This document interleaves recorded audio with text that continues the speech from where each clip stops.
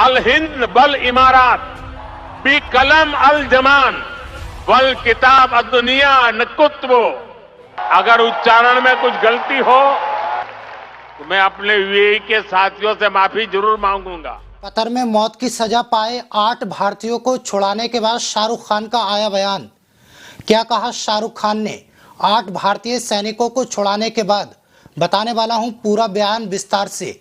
इसी के साथ मुस्लिम देशों में जाकर पीएम मोदी बोलने लगे अरबी, फिर लोगों ने किया सोशल मीडिया पे ट्रोल। बताने वाला हूं इस खबर को भी विस्तार से, लेकिन पहले बात कर लेते हैं शाहरुख खान की। आखिर क्या मामला है? शाहरुख खान अचानक हेडलाइन में कैसे आ गए? अचानक सोशल मीडिया पे ट्रेंड करने लगे।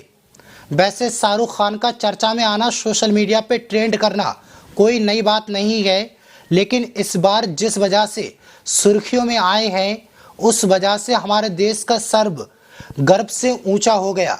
लेकिन इसका पूरा क्रेडिट मोदी जी खुद लेना चाहते हैं। दरअसल कतर में जासूसी के आरोप में कैद 8 भारतीय रिटायर्ड नौसैनिक यानी पानी वाला जहाज चलाने वाले पूर्व सैनिक, जिनको कतर में मौत की सजा सुनाई गई थी, उनको रिहा कर दिया गया।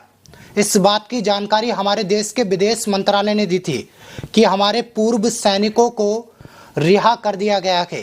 सोचिए, जिन 8 भारतीय सैनिकों को किसी भी वक्त फांसी के फंदे पर चढ़ाया जा सकता था, फांसी के बंदोबस्त हो चुके थे, अब उनकी इंडिया में घर वापसी हो चुकी है शाहरुख खान की वजह से। ये हमारे देश के लिए बहुत बड़ी अचीवमेंट की बात है। लेकिन दोस्तों, जब इस खबर के बारे में लोगों को पता चला तो शाहरुख खान का नाम छुपा रखा था। इसीलिए मोदी सरकार और फॉरेन पॉलिसी की जय जयकार हो रही थी। सोशल मीडिया पर मोदी सरकार की कूटनीति की विजय गाथाएं गाई जा रही थी, पीएम मोदी के जयकारे लगाए जा रहे थे। लेकिन जब ये सारा मामला चल रहा था, तभी एकदम बिल्कुल फिल्मी अंदाज में बॉलीवुड के किंग शाहरुख खान की एंट्री हो गई। दरअसल बीजेपी के दिग्गज नेता सुब्रमण्यम स्वामी ने ट्वीट किया।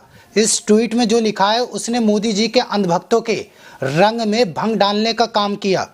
प्रधानमंत्री मोदी ने दुबई जाने से पहले ट्वीट किया कि मैं अगले 2-3 दिन यूएई और कतर में रहूंगा, वहां अलग कार्यक्रमों में शिरकत करूंगा। बीजेपी के दिग्गज नेता सुब्रमण्यम स्वामी ने पीएम मोदी के इसी ट्वीट पर रिप्लाई किया और सनसनी फैल गई। स्वामी जी ने रिप्लाई में कहा, आपको मोदी जी सिनेमा स्टार शाहरुख खान को भी अपने साथ कतर ले जाना चाहिए। 9 सैनिकों को फांसी ना दिए जाने के मामले में जब भारत सरकार की विदेश मंत्रालय ने राष्ट्रीय सुरक्षा सलाहकार की रिक्वेस्ट को भी कतर ने खारिज कर दिया था, तब आपने शाहरुख खान से इस मामले में दखल देने के लिए कहा था। शाहरुख खान की आपने रिक्वेस्ट की थी। कतर शेखों ने मोदी सरकार की बजाय शाहरुख खान की बात मानी और कतर ने नेवी ऑफिसर को जिंदा छोड़ दिया, फांसी की सजा रद्द करके भारत वापस भेज दिया। इसके बाद शाहरुख खान सोशल मीडिया पर जबरदस्त तरीके से वायरल होने लगे। उनकी देशभक्ति की तारीफें होने लगी। कतर के राजा और शाहरुख खान की जो मीटिंग हुई थी, उसकी फोटो और वीडियो वायरल होने लगे। आप अपनी स्क्रीन पर देख सकते हैं तस्वीरें। पहले शाहरुख खान कतर के राजा से मिलते हैं, उसके बाद वहां के बड़े बड़े शेखों से जो ऊंची पोस्टों पर तैनात हैं उनसे मिलते हैं। ये फोटोज 10 फरवरी 2024 के बताए गए। खबरों के मुताबिक शाहरुख खान अभी किसी बड़े इवेंट को अटेंड करने के लिए कतर पहुंचे हुए हैं। जब सारा क्रेडिट शाहरुख खान को टीवी से लेकर अखबार तक मिलने लगा, तब मोदी जी को ये बात हजम नहीं हुई। क्योंकि चुनाव का वक्त है, मोदी जी इस मामले में अपना फायदा चाहते हैं। सूत्रों के मुताबिक शाहरुख खान से मोदी जी ने कोई डील की है, वो भी मैं आपको आगे बताऊंगा कि 8-9 सैनिक कतर से छूटकर आए हैं, उनका श्रेय मुझे दिलवा दीजिए। उसके बाद अचानक शाहरुख खान की मैनेजर पूजा ददलानी, जो हमेशा शाहरुख खान के साथ रहती हैं, उन्होंने एक ऑफिशियल स्टेटमेंट जारी किया जिसमें कहा इस पूरे कामयाब मिशन का जिम्मा भारत सरकार ने उठाया था। कूटनीतिक के मामलों को काबिल अफसरों ने अंजाम दिया। बयान में आगे कहा गया, अन्य भारतीयों की तरह शाहरुख खान भी बहुत खुश हैं कि नेवी के 8 पूर्व सैनिक कतर से घर वापस आ गए। तो बीजेपी नेता सुब्रमण्यम स्वामी ने कतर से 9 सैनिकों की रिहाई का क्रेडिट शाहरुख खान को दिया, लेकिन शाहरुख खान ने खुद क्रेडिट लेने से इनकार कर दिया और क्रेडिट मोदी सरकार को दिया। जाहिर है ऐसे में ये पता लगा पाना बड़ा मुश्किल है कि इतने सेंसिटिव मुद्दे में किसकी भूमिका ज़्यादा है। वैसे कतर से भारतीय 9 सैनिकों की वापसी आसान नहीं थी, क्योंकि कतर ने भारत सरकार की हर बात को मानने से इनकार कर दिया था। इजराइल के साथ जासूसी के आरोप लगे थे इन 8 पूर्व सैनिकों पर, जिसके बाद कतर ने इन्हें सजाए मौत दी थी। उसके बाद भारत सरकार ने इन्हें छुड़ाने की बहुत कोशिश की, लेकिन कतर सरकार ने हर रिक्वेस्ट को कैंसिल कर दिया था, जिसके बाद उन 8 नेवी सैनिकों की घर वापसी की उम्मीद टूट गई थी। लेकिन अचानक इन 8 पूर्व सैनिकों को एक इंसान के कहने से छोड़ दिया जाता है। बहरहाल सच्चाई सबके सामने है। इस मामले में सुपरस्टार शाहरुख खान और हमारे विदेश मंत्रालय की बहुत बड़ी भूमिका रही। जो शाहरुख खान की देशभक्ति पर सवाल उठाते थे, उनके मुंह पर यह खबर एक तमाचा है। हमें ये नहीं भूलना चाहिए जिनके बेटे को एजेंसीज के जरिए प्रताड़ित किया गया, ये वही शाहरुख खान है जिनको किसी न किसी बात पर ट्रोल किया जाता है। ये वही शाहरुख खान है जिनकी फिल्मों के खिलाफ एक भगवा गैंग प्रोटेस्ट करने में कोई कमी नहीं छोड़ती। यहाँ तक उन्हें पाकिस्तान भेजने के, उन्हें जिंदा जलाने के दावे किए जाते हैं। और दोस्तों, हमें ये नहीं भूलना चाहिए, शाहरुख खान एक बहुत बड़ा नाम है। वो इस देश की एक सॉफ्ट पावर है और उनका ऑरा ग्लोबल नहीं बल्कि वर्ल्ड वाइड है। इसलिए खुद मोदी जी ने शाहरुख खान से पूर्व नेवी सैनिकों की रिहाई के मामले में कतर के शेख से बात करने की अपील की। हालांकि गौर करने वाली बात है, भाजपा नेता सुब्रमण्यम स्वामी के इस दावे पर, इस बयान पर मोदी सरकार की तरफ से कोई आधिकारिक खंडन नहीं किया गया। दोस्तों, कतर से 8 भारतीयों को जिस तरह से छोड़ा गया, उसको समझना कोई रॉकेट साइंस नहीं है जो आपको समझ में ना आए। दरअसल नेशनल इन्वेस्टिगेशन एजेंसी के ऑफिसर समीर वानखेड़े यानी एनसीबी ऑफिसर समीर वानखेड़े को सीबीआई ने गिरफ्तार कर लिया। यानी भारतीय सैनिकों के कतर से घर वापस आने से एक दिन पहले ही समीर वानखेड़े को सीबीआई गिरफ्तार कर लेती है। उस पर कई तरह के आरोप लगाए जाते हैं। आप सभी जानते हैं सीबीआई ईडी किसके इशारे पर काम करती है, मुझे बताने की कोई ज़रूरत नहीं है। इसलिए कहा जा रहा है मोदी जी और शाहरुख खान के बीच एक डील हुई थी कि तुम 8 पूर्व बेगुनाह सैनिकों को छुड़वा दो और मैं समीर वानखेड़े को, जिसने आपके बेटे आर्यन खान को फंसाया था, मैं उसको गिरफ्तार करवा दूंगा।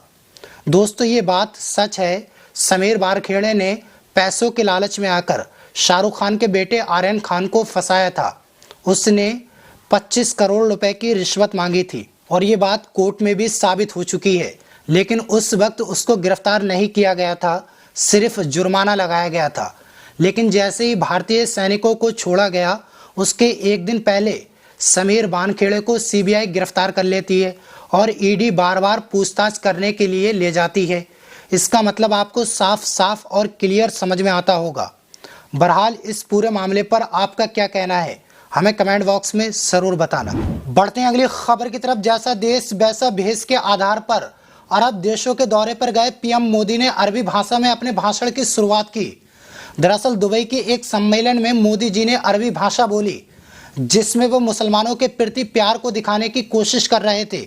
लेकिन लोगों ने उन्हें ट्रोल करना शुरू कर दिया, क्योंकि अरबी भाषा में उन्होंने कई जगह गलती कर दी। पहले आप मोदी जी का वीडियो देखिए।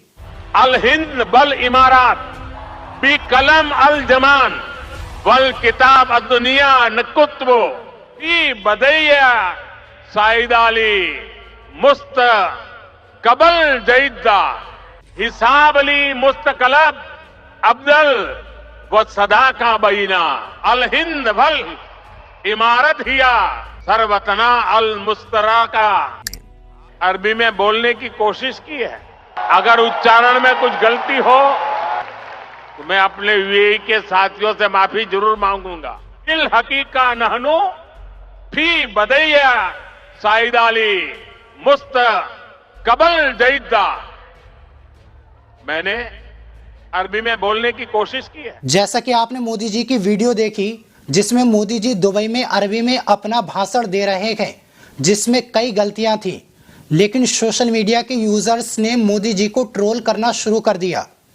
मंजुल ने ट्वीट करके कहा, वो तो अच्छा हुआ कि जेल में बंद भारतीय वापस लौट आए, वरना इनके हिंदी के अंदाज में अरबी बोलने के जुर्म में उनको दोबारा गिरफ्तार कर लिया गया होता।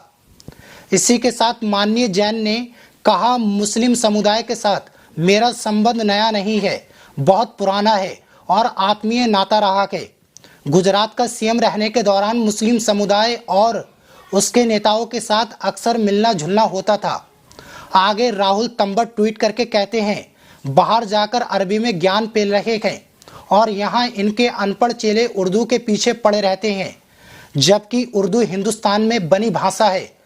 नालायक अनपढ़ों को ना इतिहास पता है ना कोई तर्क। हेमंत कुमार अपने ट्वीट में कहते हैं, उठा ले रे बाबा इन अंधभक्तों को, अब ये देखकर और जीना नहीं चाहते। आलोक यादव कहते हैं, मोदी जी लग रहा है अगला चुनाव यूएई में लड़ेंगे। पीएम मोदी जी का अरबी में भाषण देखकर बस पब्लिक इतना इच्छा चाहती है कि मोदी जी जब भारत वापस आए तो उर्दू में एक अच्छा सा भाषण दें और कुछ मुस्लिम नेताओं को यूपी, बिहार, झारखंड जैसे राज्यों से लोकसभा का टिकट देकर सांसद भी बनाने का काम करें, ताकि भारत में मोदी सरकार का विरोध करने वाले ये ना बोल सके कि मोदी जी का जो मुस्लिम प्रेम है वो अरब देशों में ही जागता है। आपको पीएम मोदी का अरबी में अगड़म सगड़म भाषण कैसा लगा, हमें कमेंट बॉक्स में ज़रूर बताना। वीडियो को ज़्यादा से ज़्यादा शेयर करना। मिलते हैं आपसे किसी न्यू अपडेट के साथ, तब तक के लिए अपना और अपनों का ख्याल रखें। अल्लाह हाफिज़।